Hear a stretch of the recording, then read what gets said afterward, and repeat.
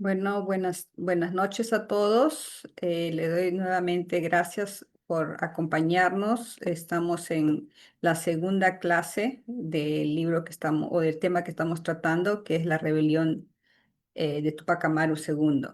Esta es la segunda clase. La clase anterior fue la introducción. Vamos a hacer varias clases. Esta es digamos, vamos a tener 30 minutos o 40 minutos de exposición y luego preguntas. Los que están en vivo también, por favor, escriban sus preguntas y se les hará llegar al compañero Harry. El compañero Harry Pizarro, bueno, es profesor de la San Marcos, es arqueólogo y nos está ahora acompañando para compartir información que él tiene y hacer un análisis, ¿no? De nuestra realidad que estamos también ahora y con lo que en el pasado ha pasado, pues, ¿no? En el Perú. Gracias, compañero Harry. Le cedo la palabra y adelante. Gracias.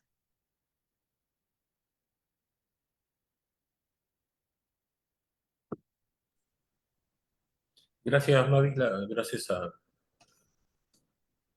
los presentes. Esta es ya la segunda sesión. Igual se agradece la difusión. Ahí tenemos un grupo de WhatsApp de más de 30, creo. Sería bueno que se integre más allá de las diferencias horarias y todo.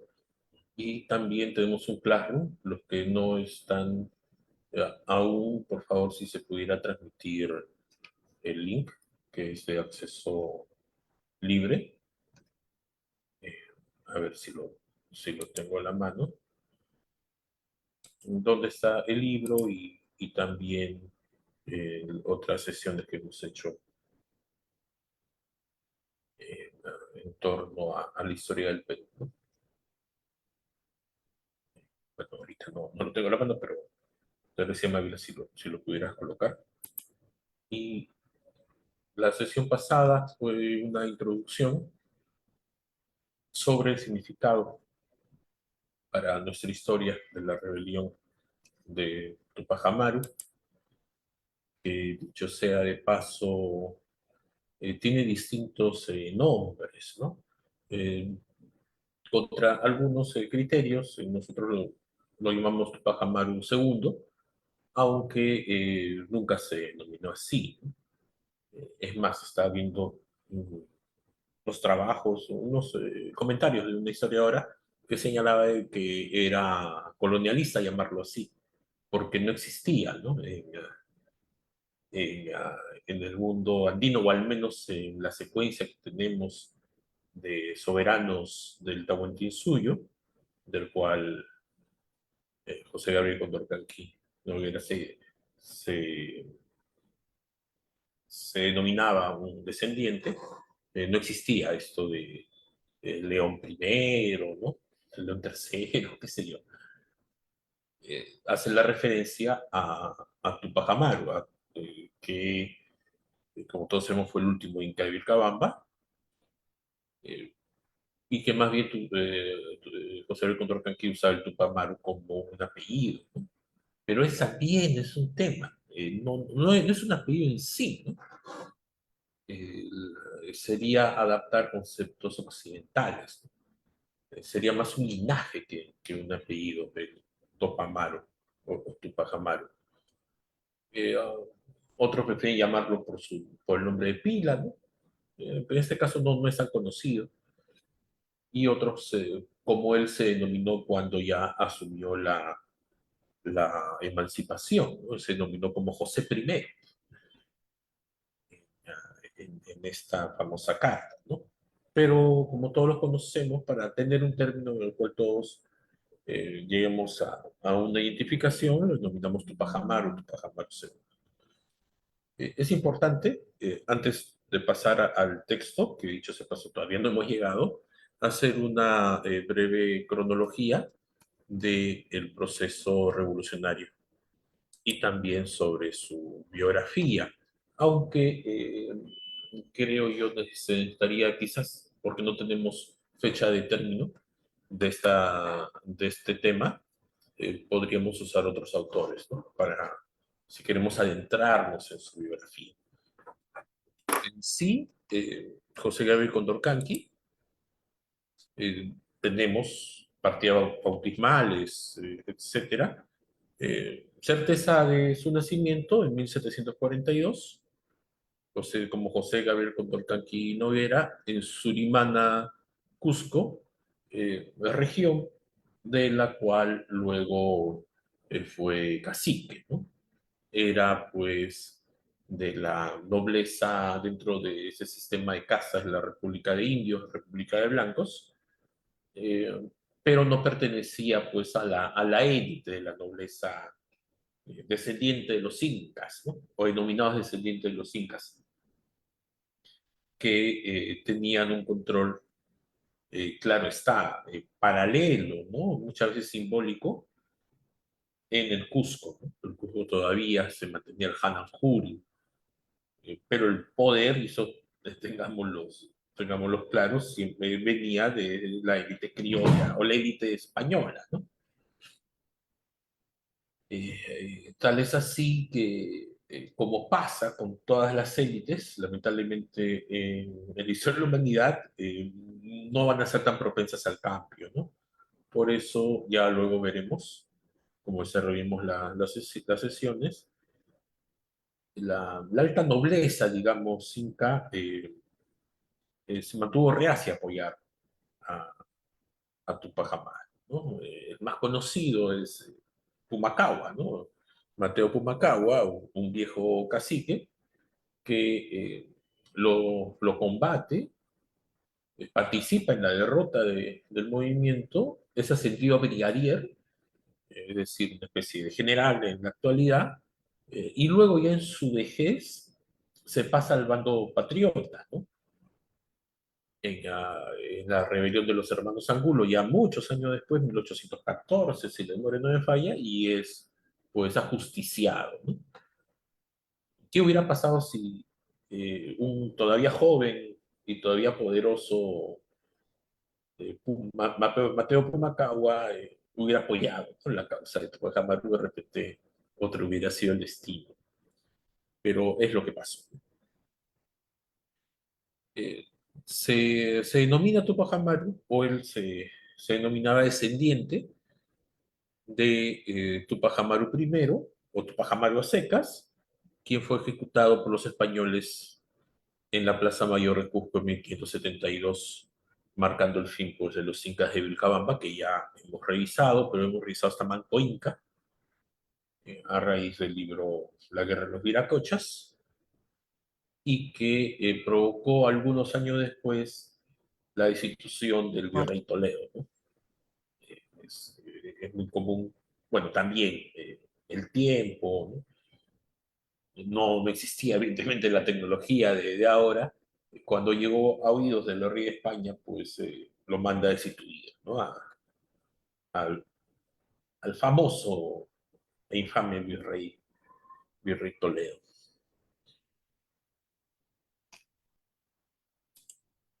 También tenemos certeza de su matrimonio. Se casa con Micaela Bastidas en 1760. Como una compañera mencionó la sesión pasada, ella era, por un lado, indígena y por otro lado, afrodescendiente, ¿no? Lo que demuestra que ya había una- un mestizaje en esas épocas, ya pasó más de los siglos, ¿no? De conquista, pero se seguía manteniendo, pues, evidentemente, el sistema de castas, ¿no? Miquela Bastida, como ya veremos después, fue una figura clave en la rebelión contra el colonialismo. Ahora se han vuelto a publicar sus cartas. Fue un personaje de mucha influencia, apoyo logístico también. Tenía mucha llegada con los diversos grupos que estaban llamados a alzarse en armas. Y es muy conocida porque ella alentó la toma de Cusco, pero lamentablemente por diversos factores no pudo cristalizarse, ¿no? En ese entonces Cusco era pues la primera o la segunda ciudad más importante del Perú en términos demográficos y en términos eh, económicos, solo a la par de Lima. Y yo diría que era la ciudad más importante del virreinato porque era el centro del poder desde tiempos prehispánicos, ¿no? En cambio, Lima no lo fue desde tiempos prehispánicos. También hay que ubicar el contexto en el cual se desarrolló la rebelión. En el contexto histórico, los años 1770, que dicho sea de paso, también lo hemos visto en otras sesiones, la rebelión de Tupac Amaru no fue la única, fue la más grande, pero hubo centenares de rebeliones y se intensificaron en estas décadas, desde 1750, 1760, 1770, caracterizados por una grave crisis económica en el virreinato del Perú, que fue más agudizado por las reformas borbónicas. ¿Qué son las reformas borbónicas? En esa época, por no dejar descendencia, que dicho de paso, sus matrimonios eran muy endogámicos, se casaban entre primos, ¿no? A veces primos hermanos, nacían pues con, uh, con enfermedades, ¿no? Esto llevó a los Habsburgo, que gobernaban desde 1510, por ahí no recuerdo exactamente, bastantes, desde Carlos I de España, ¿no? Y Quinto de Alemania, los Habsburgo gobernaban eh, el reino de España, pero ya para estas épocas no, ya no tenían descendencia y asumen la Casa Real los Borbones, que venían de Francia, ¿no? Era otro tipo también de cultura, la cultura francesa, que era en teoría la más importante de la época, ¿no? El, el llamado siglo de las luces, la intelectualidad, ¿no? Rousseau, Montesquieu, las ideas liberales. Y los Borbones estaban dentro, con Carlos III, ¿no? Quien asume el trono, de esta figura llamada los déspotas ilustrados, que aquí fueron más déspotas que ilustrados definitivamente, e introdujeron distintas medidas económicas que, como señalé, agudizaron la crisis, ¿no? Hicieron una reforma total tratando de cambiar un viejo régimen casi feudal eh, por uno más mercantilista. Es más, cambiaron los corregimientos por las intendencias, y a raíz más bien también de la revolución de Tupac Amaru. Les dio la carta para agudizar esas reformas. Esta crisis económica estuvo marcada pues, por el aumento de los impuestos, de las alcabalas, por el control del comercio y también por la secesión del virreinato del Perú, que ya era obsoleta, ¿no? El virreinato del Perú en esa época, y muchos hispanistas se van a gloria, era pues el centro de toda la corrupción y era tan grande que era inabarcable, ¿no? Desde Panamá hasta las Tierras del Fuego, con una sola capital. Eh, Literalmente pues existía una anarquía tremenda, ¿no? Por eso los Borbones prefieren dividir el virreinato en distintas áreas, que fue lo que al final configuró inclusive nuestras actuales repúblicas, ¿no? Nueva Granada, en el norte de Sudamérica, el virreinato del Perú, y el virreinato del Río de la Plata, que era pues, Bolivia, Argentina, Uruguay, y las capitanías pues, de Chile y de Venezuela.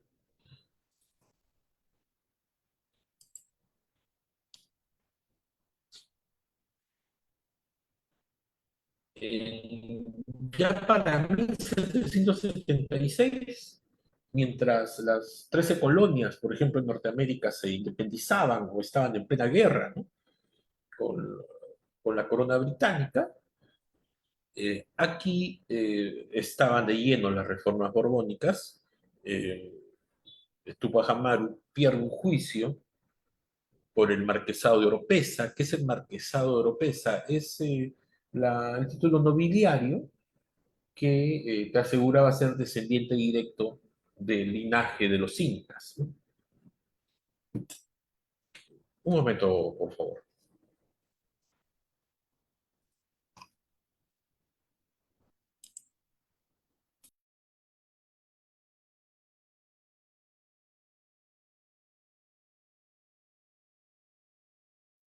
Eh, bueno, vamos a esperar unos minutos. El compañero Harry seguro que está atendiendo algo. El libro lo he compartido en en los mensajes. Está el libro y también está el enlace para entrar al Classroom, ¿no? A la clase virtual, donde se van a compartir los enlaces.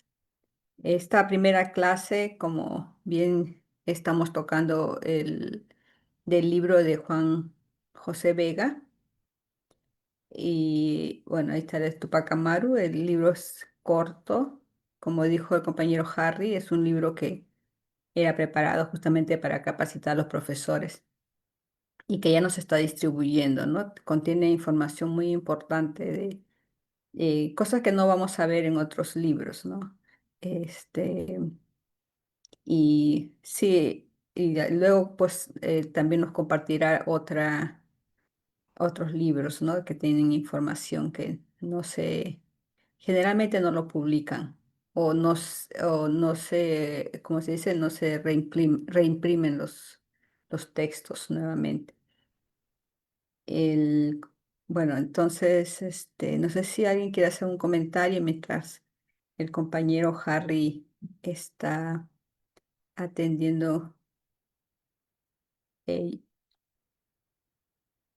no sé si alguien quisiera hablar un poco del tema. Bueno, yo he estado leyendo el libro y sí es muy interesante, ¿no? Cómo habla de que toda la familia, ¿no? De sus hermanos, incluso también de Tupac Amaru, de José Gabriel también participaron, ¿no? Desde el más joven hasta su esposa, también la esposa de sus hermanos y todo. Es una de las, como se mencionó antes, es una de las revoluciones más grandes que se dio en las Américas. Y bueno, luego de eso, pues vino ya la independencia, ¿no? Sí, sí, gracias, Mavi, que tenía que contestar una llamada urgente Sí, y adelante. no podía. Bueno, yo diría que fue la revolución más grande de la historia de la América eh, colonial, incluyendo la guerra de independencia. Eso hasta estadísticamente es comprobable. No, eh, no hubo un movimiento de insurrección de la magnitud y de las consecuencias que la de Tupac Amaru. Es más, me atrevería a decir que hasta la- ni siquiera la guerra de independencia con la victoria introdujo tantos, más que cambios, transformaciones dentro, ¿no? Tantas secuelas que inclusive hasta ahora, no, hasta ahora estamos pagando. Y fue también entre las secuelas la oportunidad de tener una independencia desde abajo, a diferencia pues, de los, eh, los denominados patriotas, aquí obviamente tienen todo su valor. Quién va a desacreditar a San Martín, a Bolívar, a O'Higgins, a Sucre? ¿No? Fueron grandes patriotas, grandes valientes de su época, pero representaban pues a las élites, que querían simplemente reemplazar a la, a la gran jerarquía que era española, ¿no? Hacer una colonia. Por eso fue la gran oportunidad perdida y y un tema ahora es pues aprender, ¿no? Pero aprender de forma pues académica, ¿no? Rigurosa sin ser tan estricta, porque claro, existe la necesidad de hacerlo lo más digerible posible, ¿no? Pero sí, lamentablemente, pues a la gran producción en libros sobre Tupac Amaru se enseña poco, ¿no? Es una contradicción grande. Pero bueno, eh, regresando, ¿no? al tema, pierde un juicio por el marquesado de Oropesa que le garantizaba demostrar que era descendiente directo del linaje de los incas de Tupamaru, ¿no? El último Inca de Vilcabamba, y también, obviamente, tierras, ¿no? Eso también existe, así como las películas, o como las series, como las novelas, un cambio en el personaje, ¿no? Como se dice, el arco del héroe, ¿no? Eh, eh, no, no, y creo que nadie, ¿no? Nace siendo, pues, la gran figura, el gran líder, ¿no? Eh, Uno cambia dentro del desarrollo de su vida, dentro del desarrollo de la historia, ¿no? Y es incontestable, ¿no? La historia de la humanidad. Entonces, Tupac Amaru madura, se puede decir, ¿no? Toma conciencia de su papel y llega a protagonizar, como digo, la rebelión más grande jamás ocurrida. Y en esa época, como digo, pierde el juicio y comienza a intensificar, comienza a llegar a Lima, primero llega a Cusco, luego a Lima, eh, a establecer sus quejas sobre los abusos en la colonia, ¿no? Que también es un punto que nos refleja hasta la actualidad, ¿no? Y que inclusive nos enlaza Tupac Amaru con otros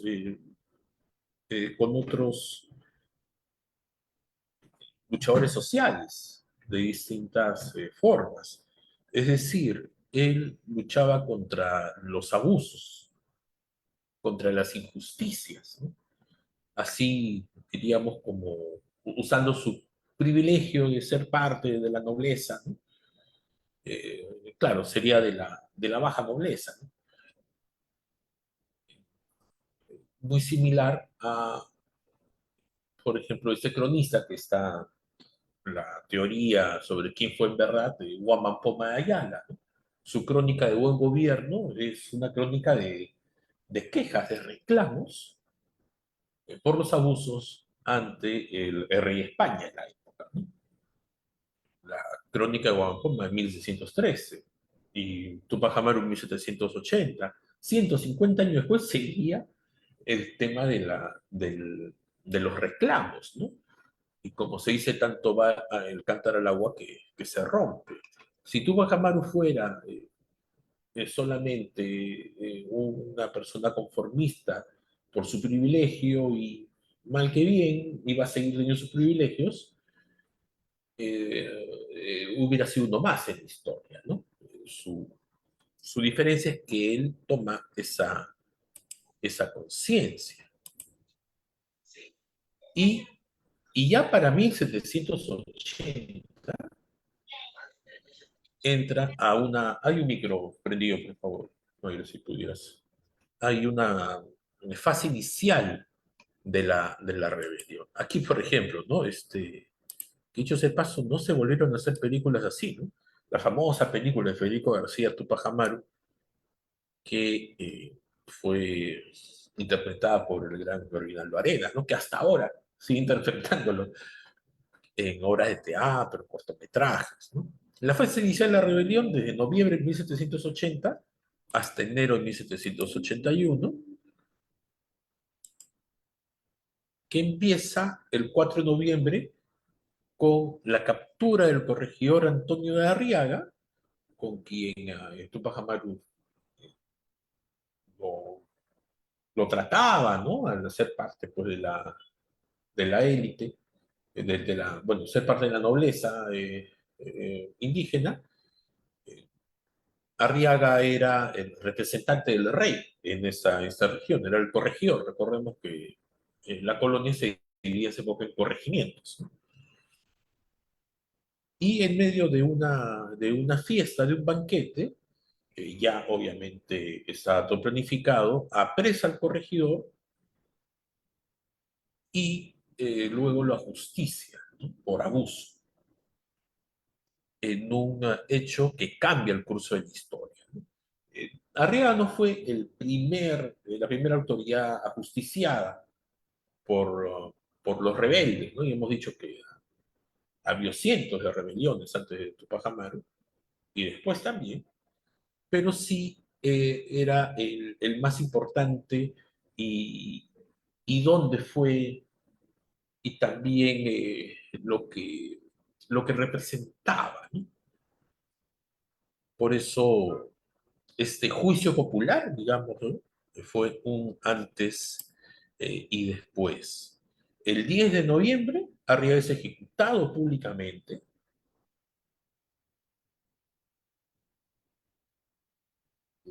E incluso fue el momento en que se pudo acopiar dinero y armas para la rebelión. Y Tupac Amaru no solo ajusticia al representante del rey, sino que se declara Inca Rey del Perú, ¿no? En esa proclama famosa que luego vamos a ver. Que la, la tengo acá, pero mejor vamos a, a narrarla.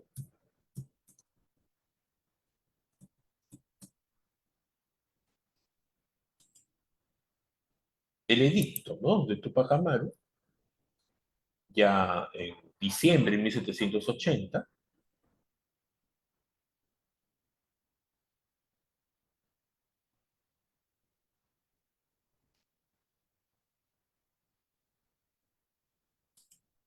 aquí parece que está un poco lento,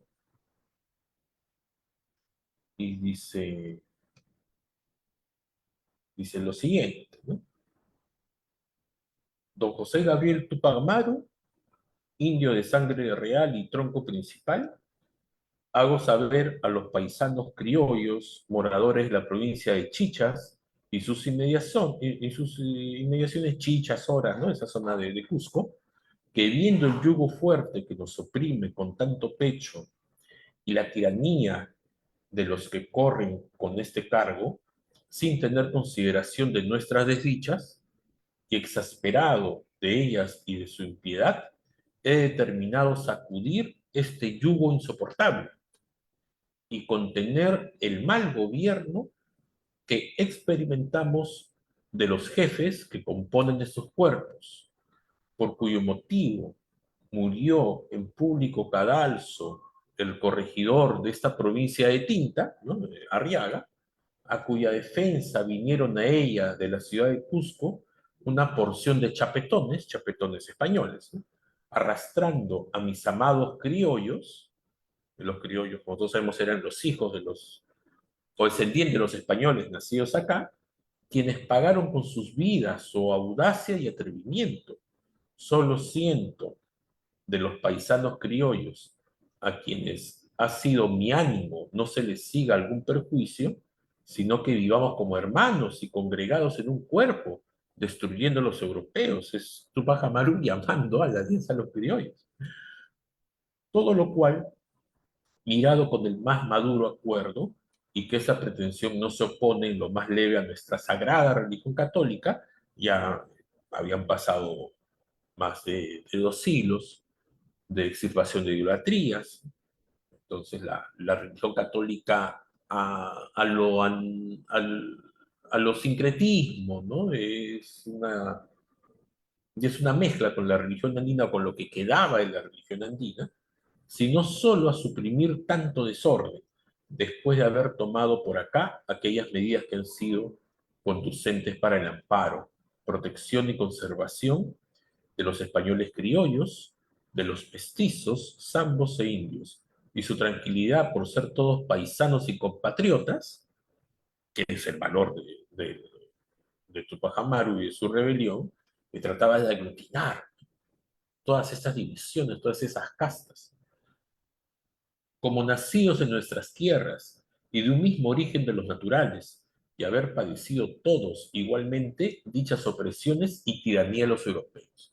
Aquí también, ¿no? Acentúa más su, digamos, y eso fue antes de las rebeliones liberales, ni qué decir antes de las rebeliones socialistas, ¿no? Que fue del siglo XIX. Él decía, sin decirlo claro, que era lo que él quería una conciencia de clase, ¿no? De todos los oprimidos, de todos los sojuzgados por la tiranía. No importaba tu procedencia, no importaba el color de tu piel, ¿no? Mestizos, zambos, indios, criollos, ¿no? Todos juntos, contra el opresor, que en nuestras circunstancias era, pues, al ser un régimen colonial, españoles, ¿no? He tenido por conveniente hacerles saber a dichos paisanos criollos que si eligen este dictamen, no se les seguirá perjuicio ni en vidas ni en haciendas, pero sí, despreciando esta advertencia, hicieren lo contrario, experimentarán su ruina, convirtiendo mi mansedumbre en saña y furia, reduciendo esta provincia en cenizas.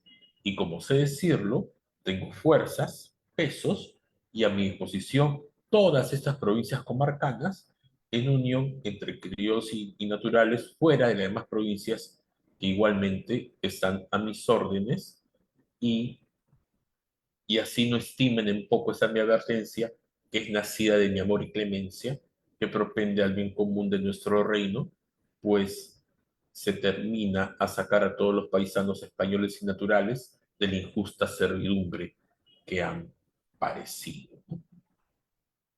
Esto es 23 de diciembre de 1780, después de la batalla de Sangarara, y aquí hay otra, donde ya se llama, pues, José, José I.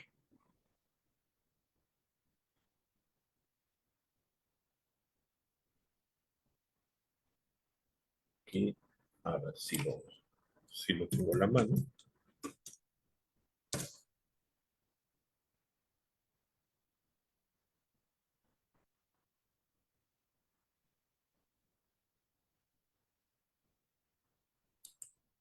A ver, ¿está acá?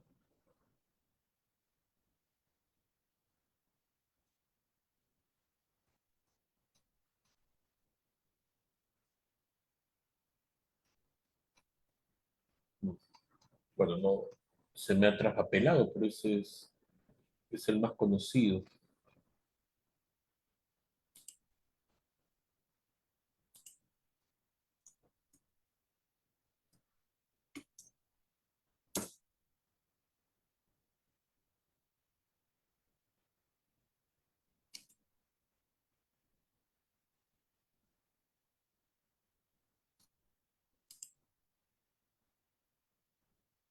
Acá está. Dice lo siguiente. Yo, don José I, por la gracia de Dios, Inca, Rey del Perú, Santa Fe, Quito, Chile, Buenos Aires y continente de los mares del sur, duque de la superlativa, señor de los Césares y Amazonas, con dominio en el gran Paititi, comisario y distribuidor de la piedad divina, por el erario sin par, por cuanto es acordado por mi consejo en yunta prolija por repetidas ocasiones, y hace secretaría pública que los reyes de Castilla me han tenido usurpada la corona y dominio de mis gentes cerca de 3 siglos, pensionándole los vasallos con insoportables gabelas, tributos, cisas, lanzas, aduanas, alcabalas, estancos, catastros, diezmos y quintos, virreyes, audiencias, corregidores y demás ministros, todos iguales en la tiranía, vendiendo la justicia en almoneda con los escribanos de esa fe, a quien más puja y quien más da, entrando en esto los empleos eclesiásticos y seculares sin temor de Dios, estropeando como a bestias a los naturales de este reino, quitando las vidas a solo los que no supieren robar todo digno del más severo reclamo, reparo. Y por eso y porque los justos clamores con generalidad han llegado al cielo, en el nombre de Dios Todopoderoso ordenamos y mandamos que a ninguna de las personas dichas se pague, ni se obedezca en cosa alguna a los ministros europeos, intrusos y de mala fe, y solo se deberá todo respeto al sacerdocio, pagándoles el dinero, diezmos y primicias, como se la da a Dios, y el tributo, el quinto a su rey y el señor natural, y esto con la moderación que se hará saber con las demás leyes que se han de observar y guardar. Y para el más pronto remedio de todos los usos expresados, mandamos se reitere y justifique la jura hecha de mi real coronación en todas las ciudades, villas, lugares y dominios, dándonos parte con toda la brevedad de los vasallos prontos y fieles para el premio igual, y de los que se rebelaran para la pena que les competa remitiendo la jura hecha con la razón que nos conduzca, hecho Tungazuca, otro de los dominios de Tupac Amaru, noviembre de 1782, José I Topa Amaro Inca, cabeza de estos reinos, ¿no? Es la otra proclama famosa. Y todo fue dando lugar a esta batalla, ¿no? Crucial en los primeros meses de la rebelión, el 18 de noviembre de 1780, la famosa batalla de Sangarara, donde los rebeldes, con alrededor de 40.000 hombres, vencen a las milicias de 1.500 soldados que eran el ejército del ejército del sur del Perú, ¿no? Podemos decir que es una cantidad, una inferioridad numérica tremenda, no, porque los 40.000 hombres de Tupac Amaru, la gran mayoría no tenía armas, más allá que hachas, picas, lanzas, mientras que los milicianos, los soldados, sí eran soldados profesionales, ¿no? Tenían armas de fuego, etcétera, ¿no? Por eso se da como gran victoria la batalla de Sangarara, y además se quema una iglesia como una de las tantas acciones que luego pues fueron usadas por, por los españoles para desacreditar, ¿no? Otro hecho histórico importante, el asedio a Cusco. Entre diciembre de 1780 y enero de 1781, que fue un momento crucial, eh, se asedia Cusco, pero se falla, ¿no? A pesar que Miquela Bastidas insistía atacar la ciudad, Tupac Amaru opta por retirarse al sur y permitió pues que los realistas se refuercen. Si hubiera tomado el Cusco, creo que hubiera sido otro el destino. Ya para febrero y abril del 781 se expande la rebelión. Y eso es algo que también olvidamos, ¿no? Pensamos que fue Tupac Amaru solo. En 1781 en Bolivia, Tupac Katari, que merece también otro espacio, otra clase, y Bartolina Sisa lideraron la rebelión en Bolivia, en el Alto Perú, enfrentándose a las tropas realistas, liderando esa región, buscando también los mismos ideales de Tupac Amaru, la independencia y la justicia social para los pueblos, ¿no? Los pueblos pues, oriundos, los pueblos indígenas. Ocurre en esa época en Chuquisaca, que es una provincia que sería la frontera de Bolivia con Argentina, la masacre de Chuquisaca como represalia por la ejecución de Tomás Catari, ¿no? Marcando un hito trágico en la rebelión, esta masacre, que como luego vamos a detallar cuando entremos bien en el libro con José Vega, se produjo sobre toda población blanca. Y también criolla, por eso las grandes contradicciones, ¿no? Mientras Tupac Amaru llamaba a todos los pobres prácticamente a unirse, ¿no? No importando su raza, por otro lado las rebeliones tenían estos hechos pues trágicos, ¿no? Y del 5 al 6 de abril de 1781 se libra otra batalla, la batalla de Chacacupe, donde las fuerzas realistas logran derrotar a los rebeldes en Tinta, en Cusco, ¿no? Forzando la huida de Tupac Amaru. se logra escapar hasta Langui, continuó su lucha por la resistencia, pero como todos sabemos fue traicionado. Y entrando a la fase final entre mayo de 781 y se expande hasta 1783. Su captura, traicionado por su compadre, el 6 de abril de 1781,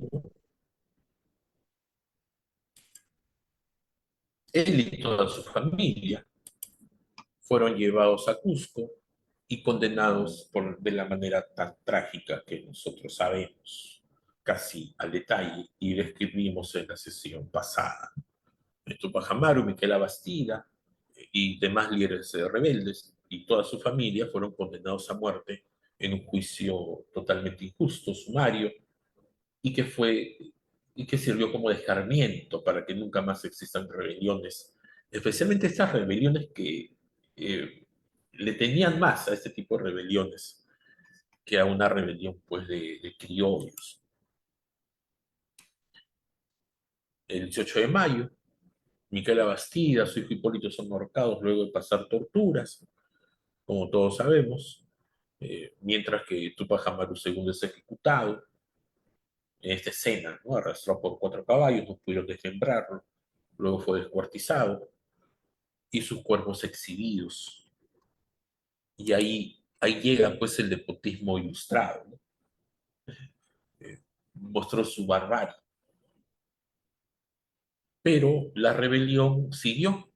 Desde junio de 781 hasta marzo de 783, la rebelión sigue en el Alto Perú, liderada por Tupac Atari y por Cristóbal Tupac Amaru, mostrando que la lucha continuaba. A pesar de las represalias, el único hijo que sobrevive, eh, igual muere joven, escribe unas memorias, ¿no? Que ahora han sido reeditadas y se ve todo el sacrificio, ¿no? que tuvieron que padecer. Es la frase que se la da a Areche, ¿no? Al visitador Areche. Y eso, qué marcado colonialismo aún mantenemos. Los visitadores o los pacificadores, ¿no?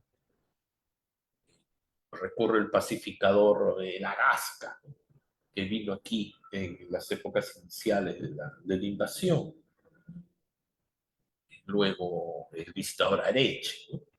Y así de punto en vez. A veces ahora los visitadores son embajadores, ¿no? De los Estados Unidos, ¿no? Queriendo invadir países, ¿no? O, o derrocar regímenes como el de Pedro Castillo. La, tuvimos una visitadora, ¿no? La señora Lisa Kena, que ni bien culminó su misión, se fue, ¿no? De la embajada de los Estados Unidos en Perú. Esa frase, ¿no? Aquí solo, perdón,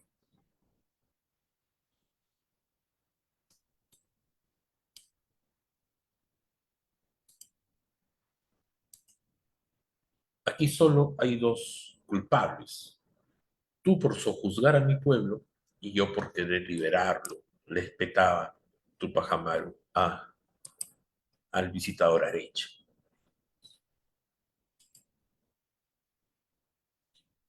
Consecuencias, como señalamos, ¿no? Ya para 1784 se abolió el reparto colonial, ¿no? De la mano, de la fuerza de trabajo, de la, de la gran masa, ¿no?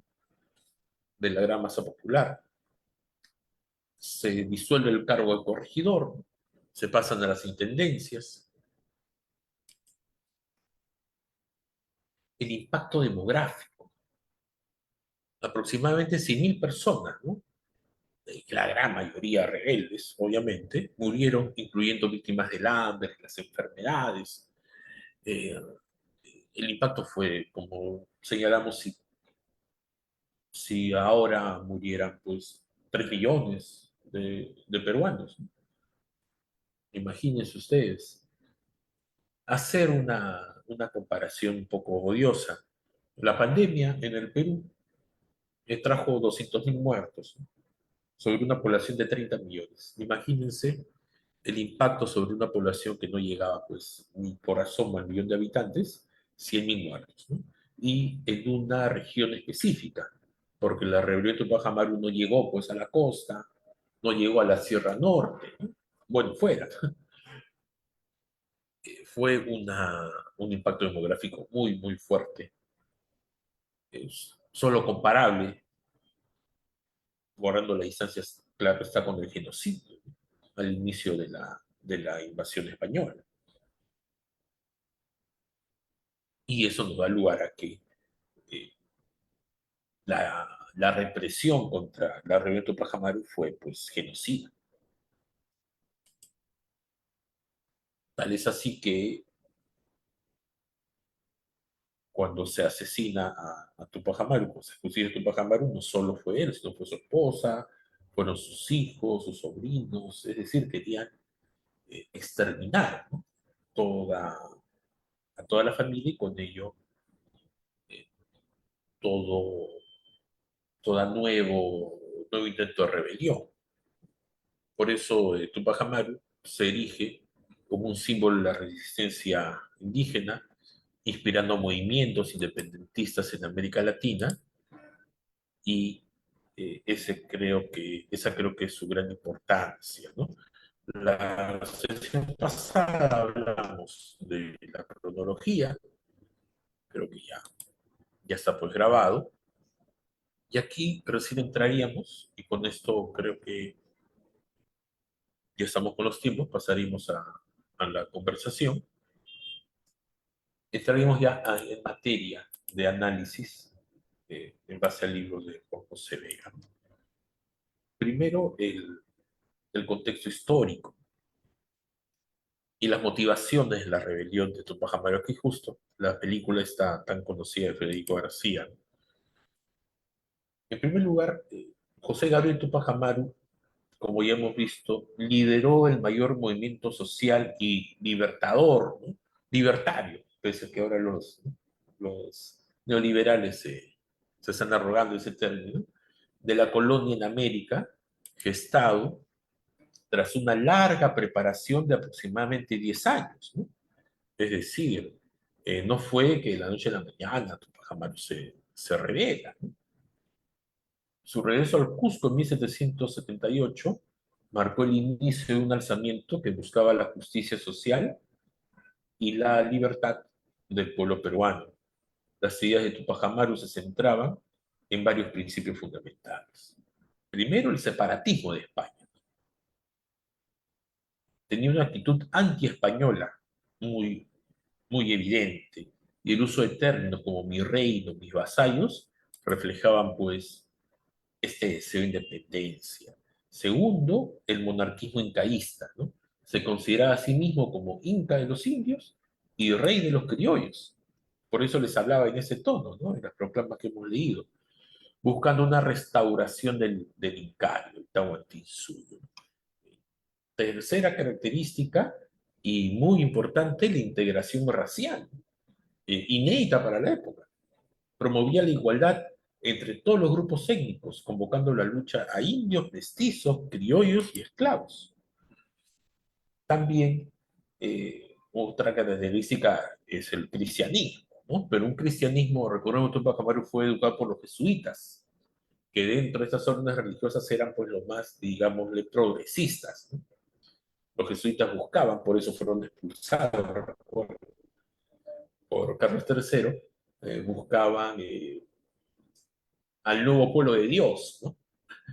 Ya que Europa estaba totalmente corrompida, ¿no? Así que Tupac tenía también ese cariz cristiano, su fe se basaba en los evangelios y también, obviamente, en los cultos andinos. Por eso se llamaba descendiente del Inca, ¿no? Enfatizando su devoción y ese carácter, digamos, divino. También era indigenista, porque reivindicaba los valores culturales indígenas, especialmente los quechuas. Era ético, ¿no? Practicaba el eticismo, porque exaltaba la moralidad y la necesidad de abolir una sociedad corrupta, siempre hablaba del mal gobierno, y el mal gobierno es corrupción, es abuso, es lo que sufrimos hasta ahora. Y también eh, fue un adelantado en su época porque hablaba de la justicia social, términos que ahora son perseguidos, casi subversivos, como en la época de Tupac Amaru, porque su objetivo era el bien común. ¿Y qué es el bien común? Buscando cambios económicos significativos. Por eso el movimiento de Tupac Amaru se caracteriza, y por eso Velasco lo tomó inmediatamente como ejemplo, ¿no? Como símbolo, por su enfoque en la justicia social, y se tradujo en un plan mínimo y un plan máximo para transformar la sociedad peruana. En muchas cosas, Tupac Amaru fue un precursor. Por ejemplo, el plan mínimo y plan máximo recién lo tomaron más de un siglo después, ¿no? Los grandes revolucionarios, Lenin, ¿no?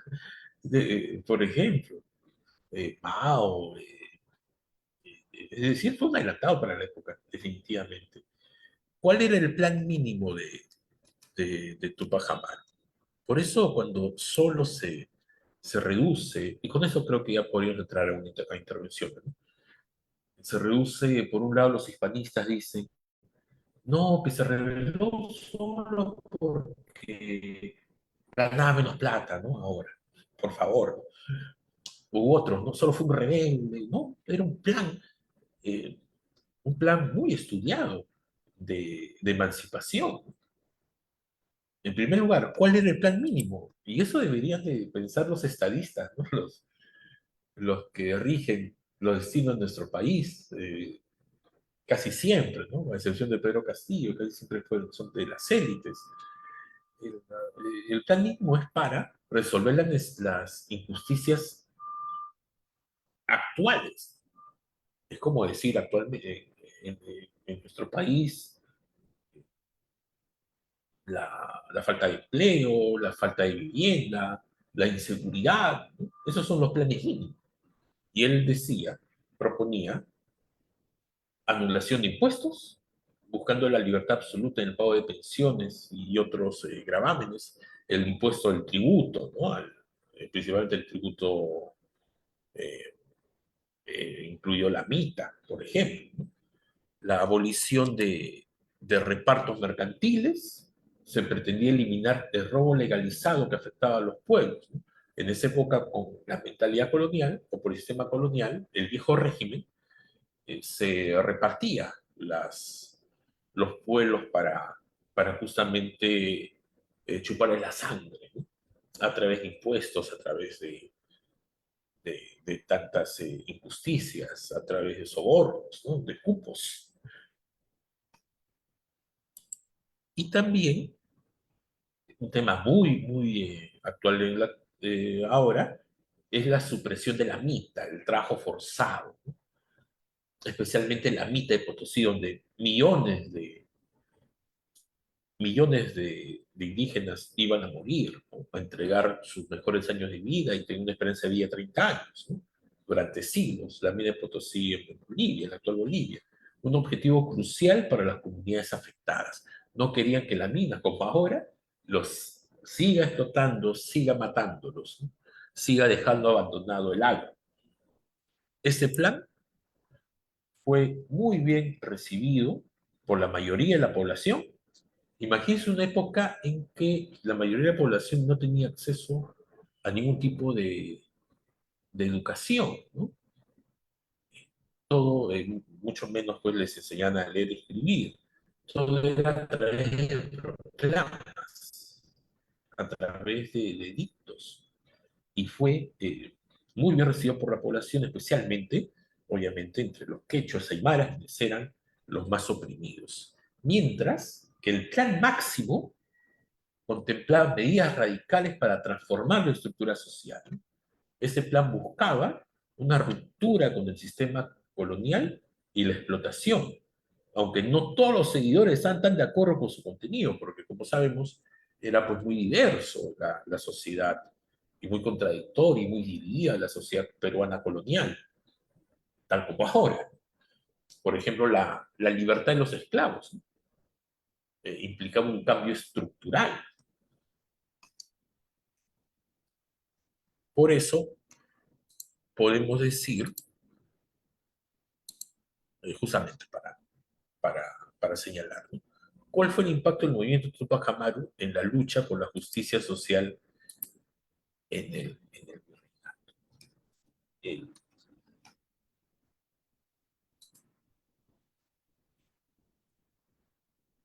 el mensaje principal de Tupac Amaru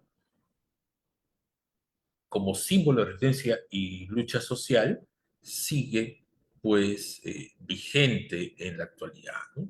Tupac Amaru se opuso abiertamente a toda explotación sistemática de los pueblos indígenas y mestizos. Sus seguidores utilizaron un lenguaje poderoso para denunciar las injusticias y abuso de poder que padecían, no solo buscando una redistribución de la riqueza, sino también un cambio cultural, porque era regresar, tener esta hegemonía, ¿no? Ya no tener esta visión colonial de todo lo europeo, todo lo extranjero, ¿no? Que protegiera a los más desfavorecidos de la sociedad, y por eso sigue siendo su legado eh, inspirador en las luchas contra la injusticia social, ¿no? Eh, Tupac Amaru y sus seguidores denunciaron pues el sistema de explotación. A los ricos los describían como ladrones, que se beneficiaban del trabajo de los pobres. Las críticas de sus seguidores, ¿no? Andrés, Diego Cristóbal, Tupac Amaru, reflejaban, o sea, la crítica social que ellos hablaban en sus edictos, en sus proclamas, reflejaba un creciente sentido de justicia social y una clara oposición a la explotación. Por eso esta nueva distribución de la riqueza, ¿no?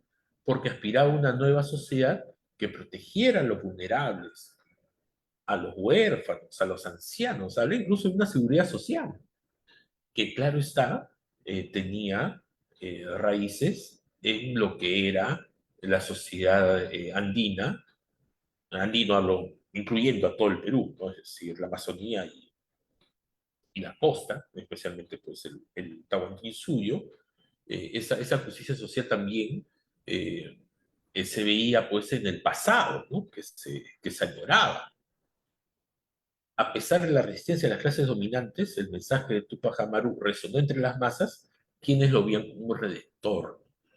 Y esto también no era solo, ¿no? Por la aparición de Tupac Amaru, sino ya tenía sus antecedentes, las grandes rebeliones que, que existieron durante los 300 años o 200 y pico, ¿no? De colonia. También Juan Santos Atahualpa, ¿no? Las resistencias como el Taquionjo. Es decir, Tupac Amaru fue la suma de todas estas rebeliones como un gran proyecto revolucionario y también con un proyecto político, ¿no? Es la gran diferencia con las revoluciones anteriores. Por eso es tan importante, pues, estudiar. Y, y bueno, a ver si podemos pasar a intervenciones, porque me pasa un poquito de tiempo, veo la hora, se pasó volando. Y la idea no es correr. ¿Sí, Mavila? Sí, gracias, Harry. No sé si tienen preguntas, por favor, levanten la mano. Laura. Hola, buenas noches. Muchas gracias nuevamente. Yo tenía algunas preguntas. Primero, quería saber si nos podía informar un poco sobre el escritor Juan José Vega, un poco sobre su formación intelectual, porque yo vi en el libro un énfasis en el hecho de que Tupac Amaru no rechazaba el cristianismo. Entonces, yo quería preguntar un poco sobre ese tema si eso es por influencia de Juan José Vega o hasta qué punto tenía que manejar el discurso del cristianismo o si realmente vale la pena pensar en rechazar el cristianismo, porque eso fue un instrumento fuerte de la colonización. Eso es una pregunta. La otra es sobre la ascendencia de Tupac Amaru, porque su otro apellido es Noguera. Entonces quería saber un poco sobre esa familia Noguera, quiénes eran, si fuera tan amable. Y la otra pregunta que me ocurrió tiene que ver con la énfasis en los Borbones. Y yo quería preguntar si Tupac Amaru II fue influenciado por la Revolución Francesa. Digamos, si llegó a las ideas de la Revolución Francesa y por eso también como un eco inició ya la revolución en Perú, pero de una manera mucho más amplia, pues, porque tenía que ver no solamente con una rebelión de los burgueses, sino también un rechazo al racismo, a la esclavitud, etcétera.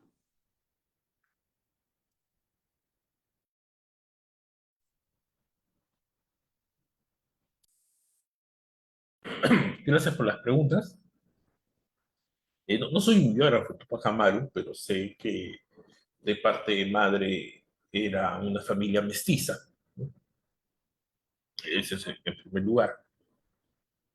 Después, en cuanto a la mención del cristianismo, no es un tema de Juan José Vega, que dicho de paso es uno de nuestros historiadores más reconocidos, eh, historiador de carrera, que, que fue uno de los fundacionales, mucho antes que se hablara pues de...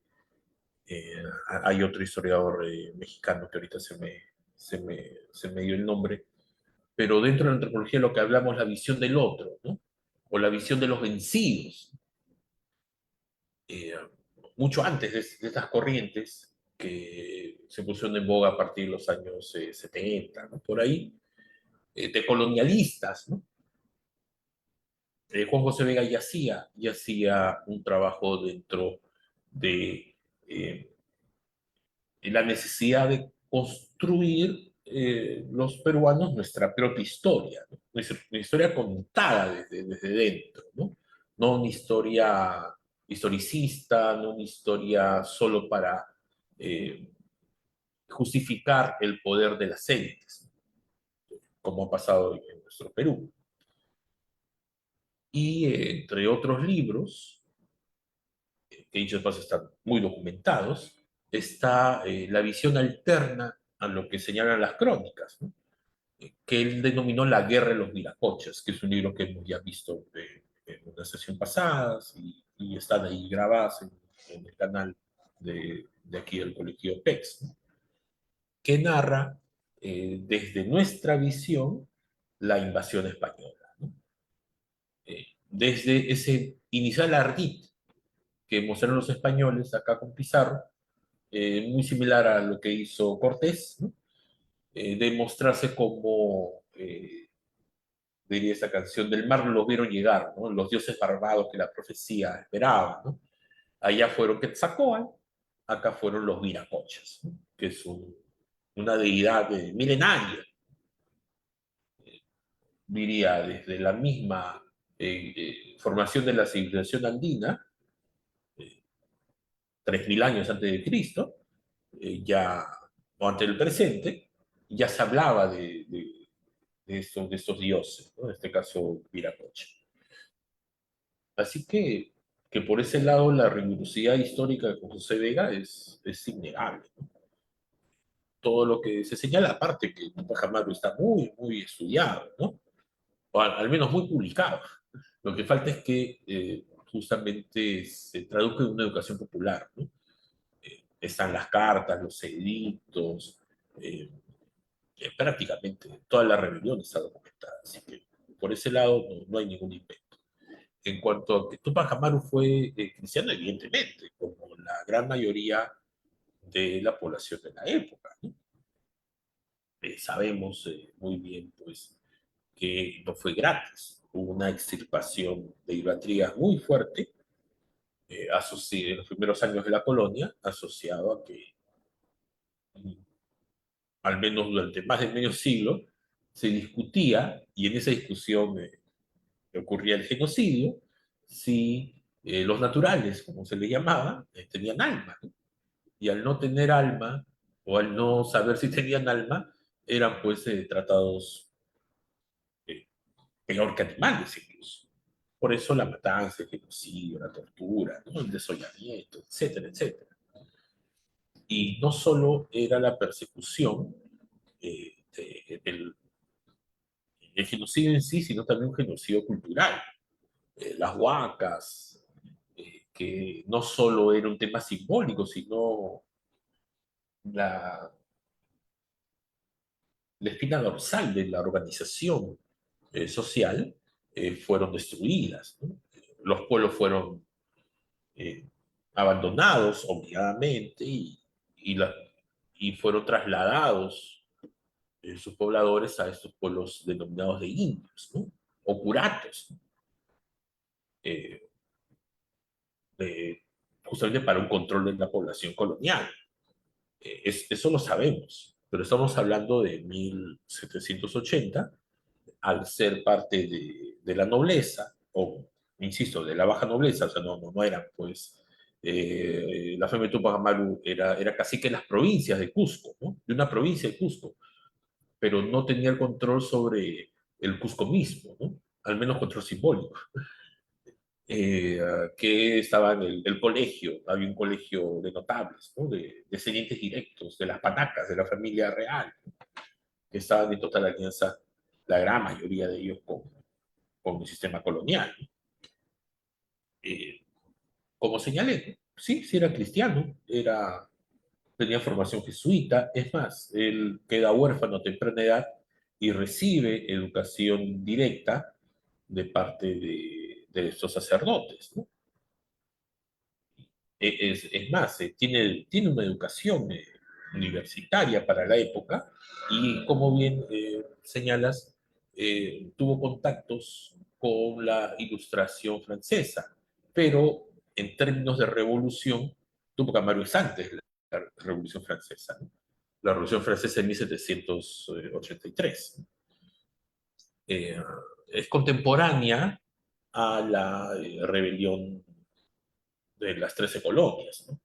A la guerra de independencia de las 13 colonias. Y sí, es parte de su contexto, ¿no? Pero una vez más es hecho a su manera, ¿no? Tupac Amaru es un producto de su tiempo y así tenemos que estudiarlo, ¿no? Creo que respondí todas las preguntas, espero. Siguientes preguntas o reflexiones. Si alguien más que quiera hacer alguna pregunta, están los micros o levanten la manito. Lo que quería también acotar o preguntar, Harry, es la preparación que se lleva, ¿no? Dice más o menos aproximadamente 10 años antes que se dé, y a veces eso es una de las cosas de que se trata, ¿no? De organizarse. Creo que es una de las cosas que también se está afrontando actualmente, lo difícil que es organizarse, ¿no? Y llegar ahora la situación que se está pasando en Perú.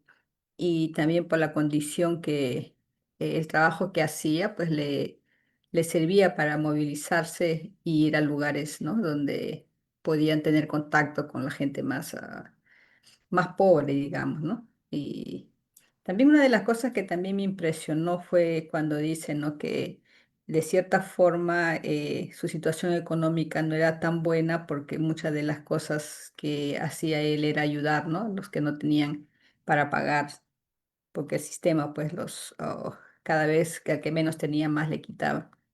Entonces, eso fue una de las cosas que me impresionó también, ¿no? De cómo él por su condición apoyaba, y creo que también fue una de las cosas que la gente lo comenzaba a ver de una manera diferente, ¿no?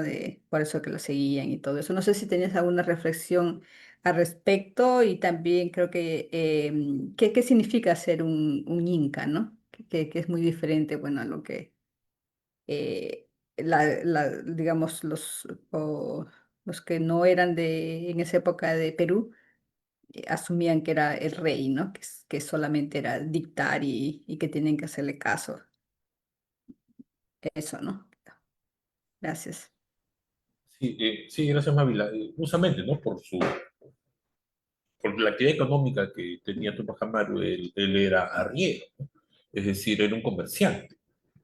Tenía, eh, al ser parte de una élite, esta facilidad de trasladarse, ¿no? Y comerciar con distintos pueblos, y ahí es donde conoció la realidad del gran mosaico que es el Perú, es el actual Perú y el Perú de esa época. Y por eso entendió que eh, la única forma era la independencia, eh, para acabar con ese mal gobierno, y que entendió que tenía que ser de abajo. O sea, la de Tupac Amaru no fue una rebelión de las élites, sino fue una rebelión de los desposeídos. Por eso fue tan fuerte, que hasta ahora se habla, y hasta ahora también se quiere silenciar o desproveerla de ese carácter. En muchas cosas fue precursor de Tupac Amaru de los movimientos revolucionarios a nivel, inclusive a nivel mundial. No digo que se hayan inspirado, no, no me atrevo a decir, pero sí, esa comprensión de la realidad es muy similar. Sí, hay manos levantadas. Gracias. El que tiene el número 712127, ¿alguna pregunta? ¿Tiene la mano levantada? Hola, buenas noches. Hola, Mavi, hola, Pizarro, compañero. Hay una cosa muy importante que fíjate que no, a veces no tomamos en cuenta, por uno por desconocimiento y otro por interés a la investigación. El acontecimiento de Tupac Amaru, gracias a la narrativa de estas clases, pues sí, es verdad, un papel importante en la rebelión de Tupac Amaru, porque mira, el acontecimiento en el mundo. Estaba la guerra de las secesiones, 80 años o 50 años, que sí ya se vivía, y la Revolución Francesa en pleno apogeo. O sea que no sé hasta qué punto esto le sirvió como referencia a José Gabriel para poder, pese a también incluso al dominio de la colonia, cómo estaban destrozándolo, nuestras élites. Entonces eso llevó pues ya a decir basta. Pero yo creo que eso también sirvió el acontecer en el mundo, tanto en la Revolución Francesa, en la parte de Europa, y la cercanía de la guerra de las secesiones en Estados Unidos. Creo que eso también sirvió, creo, de base para que Tupac Amaru enarbole esta lucha. No sé si me podría, el compañero Harry Pizarro, me podría complementar a esto.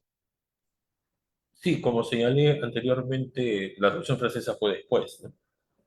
Pero obviamente se da dentro de un contexto. Y a través de su formación jesuita, Tupac Amaru pues tenía, se puede decir, estaba actualizado, ¿no?, de la problemática, pero más allá de su nivel intelectual, ¿no?, de hablar varios idiomas. En esa época era obligatorio para las élites y también para su tema de poder ejercer su oficio, ¿no? Hablar las lenguas locales, el quechua, el aymara, y hablaba también latín, ¿no? Al comprobado latín, el comprobado español, obviamente, el francés. Es que él entendió la realidad de su entorno, ¿no? Ese es el principal valor de Tupac Amaru, ¿no? Porque educación privilegiada la tuvieron, ¿no? Eh, en los llamados colegios de los indios nobles, ¿no? Muchos, pero no todos tuvieron esa conciencia. de superar ese privilegio y tener un día de revolución. Y no solo de revolución de las élites, que es la gran diferencia con los proyectos criollos, ¿no? La famosa, que también contemporánea, Sociedad Amantes del País, ¿no? Baquijano y Carrillo, Hipólito Unanue, ¿no? Que también son contemporáneos a Tupac Amaru.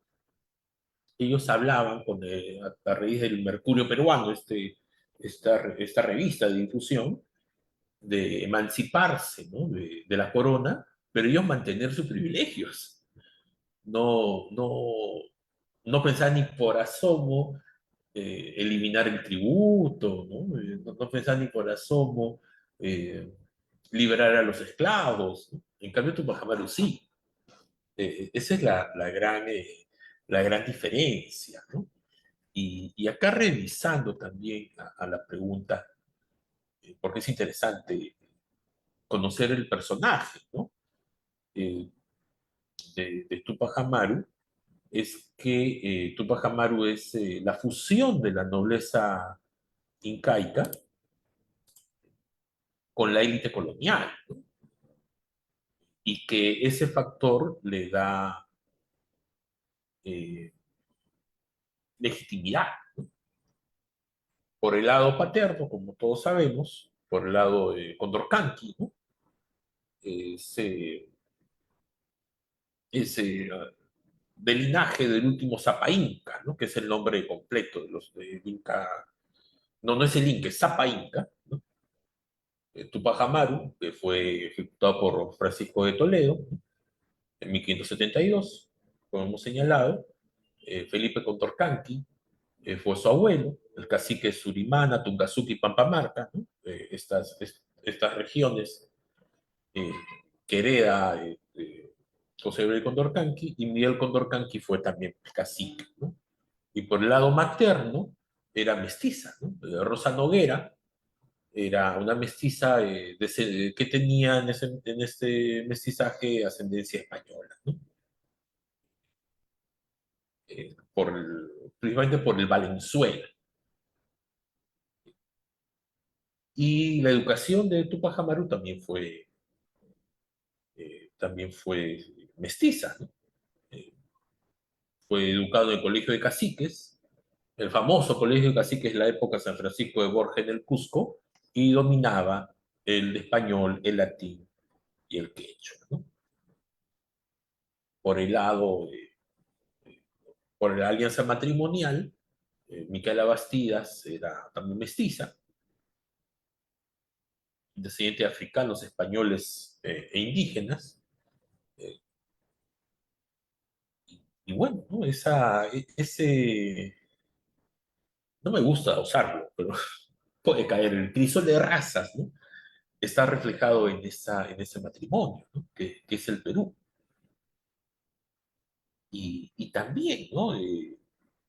El otro punto a señalar, como bien indicaba Mávila, es el título de Inca, ¿no? El título de Inca no es precisamente rey ni emperador, ¿no? A manera occidental. Tiene una raíz eh, divina. Ahí quizá tiene una semejanza con los antiguos reyes, por la gracia de Dios, qué sé yo, ¿no?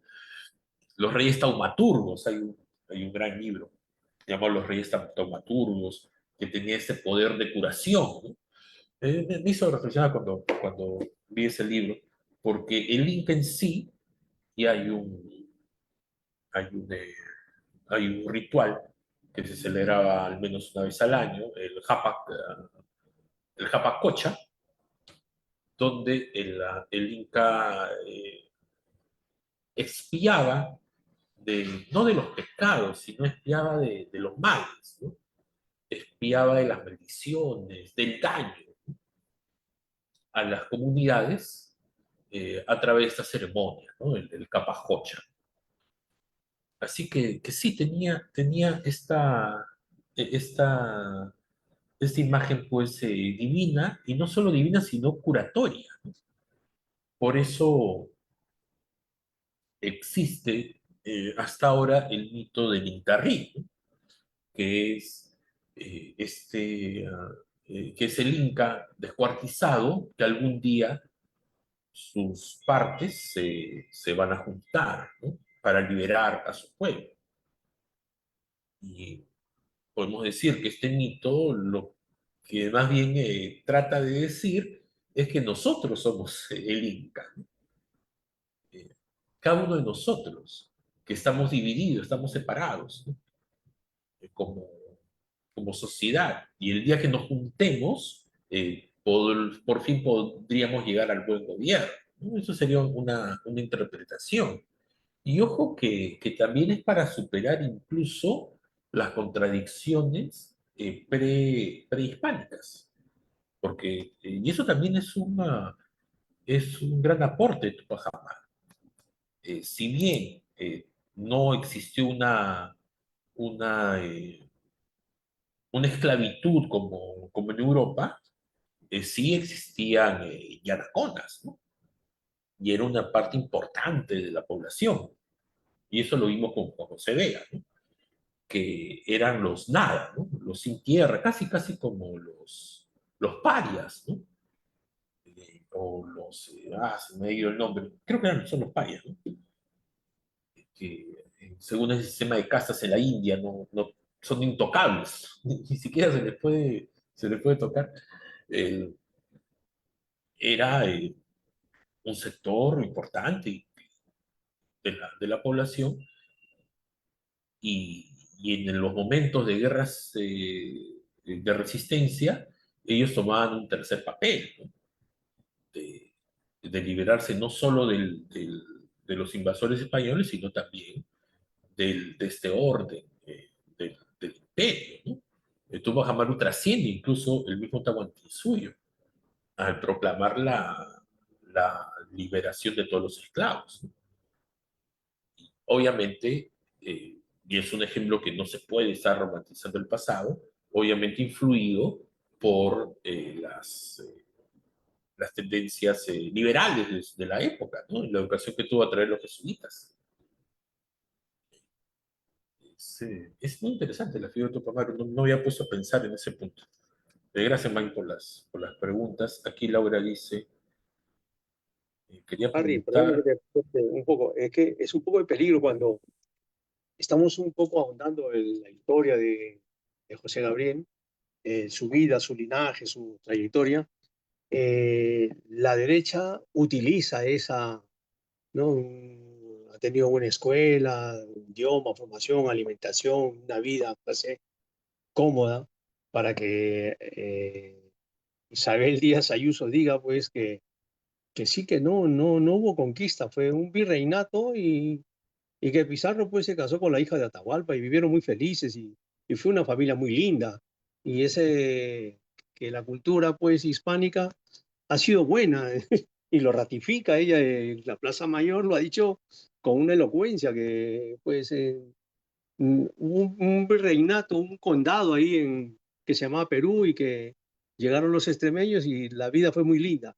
Y ese maquillaje histórico no nos parece nada bueno. Y me gusta esta parte, voy a terminar de leer el libro, Harry, y se viene un 12 de octubre y lo estamos preparando bien, presionando a que al menos el Felipe diga al menos perdón, que ha puesto una pancarta bien grande en la Plaza Oriente, diciendo que ellos no tienen que pedir perdón a nadie. Pues vamos a volver a presionar porque yo creo que, como dijo Claudia Sheinbaum, que hasta ahora no escuchamos la palabra perdón porque destruyeron y arrasaron con nuestra cultura. Eso es lo que te quería decir, Harry. gracias, gracias. Y es muy cierto, y por eso estos esfuerzos, ¿no? Que la idea es multiplicarlos, ¿no? Eh, en primer lugar, bueno, Felipe II, no, ¿qué Felipe es? ¿Qué Felipe se llama? ¿Perry la cuenta sexto? ¿Séptimo? No, bueno, no me interesa que Felipe sea de este Borbón. Recordemos, pues, que hijo de quién es, y nieto político de quién es, ¿no? Fue cargado por Franco, ¿no? Es un ultraconservador y obviamente perro jamás va a pedir, ¿no? Y es más, lamentablemente pocos españoles, inclusive hasta los más socialistas, tienen todavía esa mentalidad colonial. El otro, el otro punto que mencionabas y que también aquí estoy viendo, ¿no? Ante la pregunta de Laura, eh, claro, los huachacuyas, ¿no? Amantes de los pobres. Esa, esa, esos términos que usa Juan José Vega, bueno, estudiando la rebelión de Tupac Amaru, ¿no? Que recuerda mucho a AMLO, ¿no? De repente AMLO también lo ha estudiado con este lema de Moreno, ¿no? Primero los pobres, ¿no? Y tenía mucho de justicia social.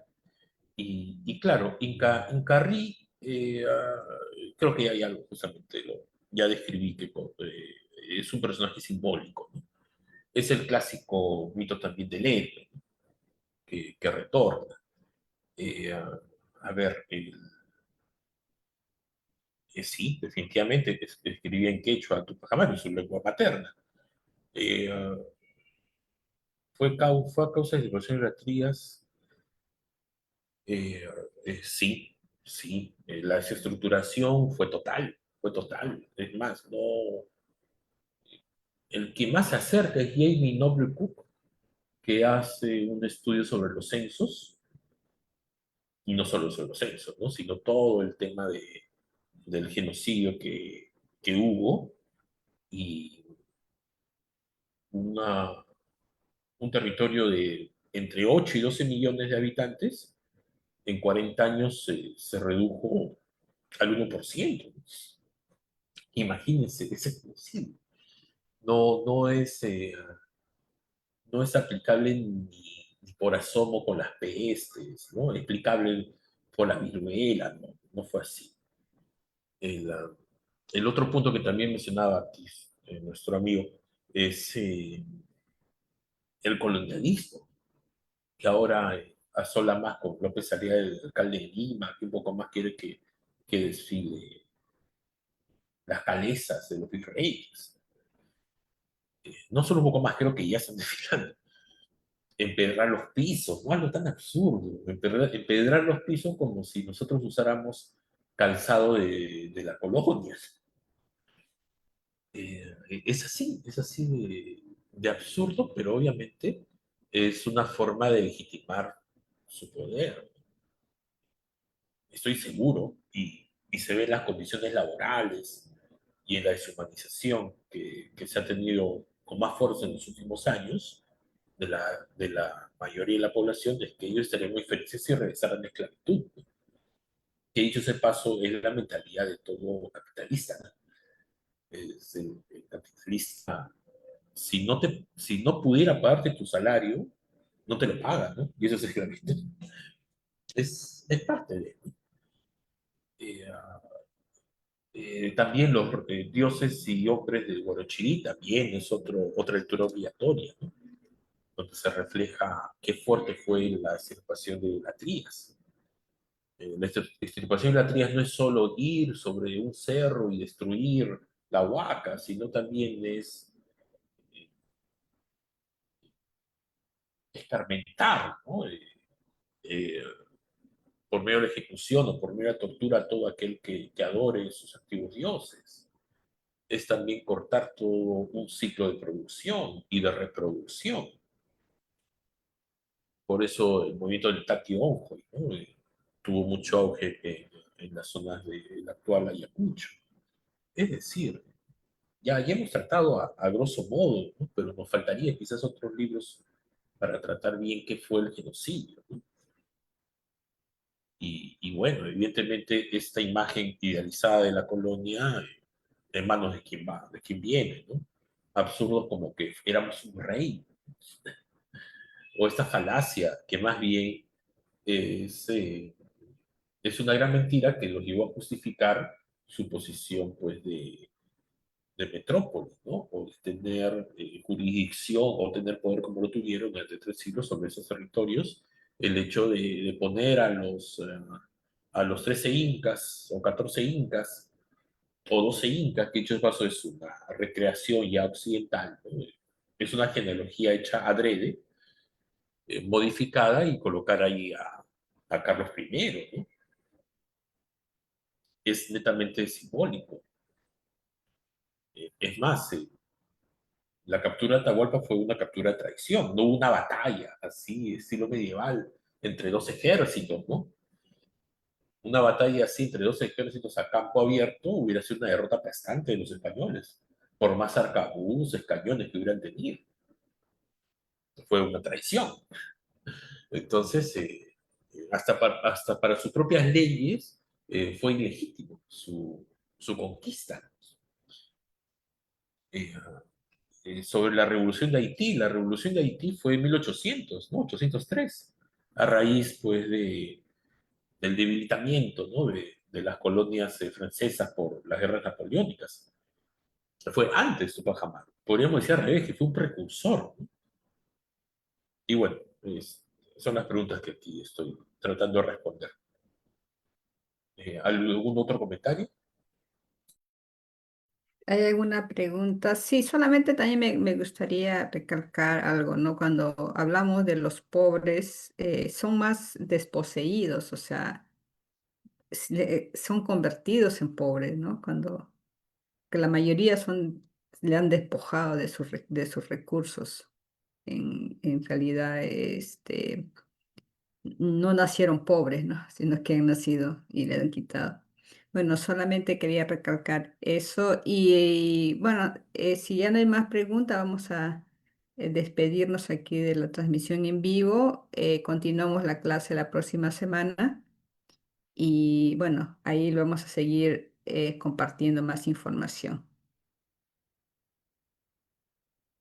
Sí,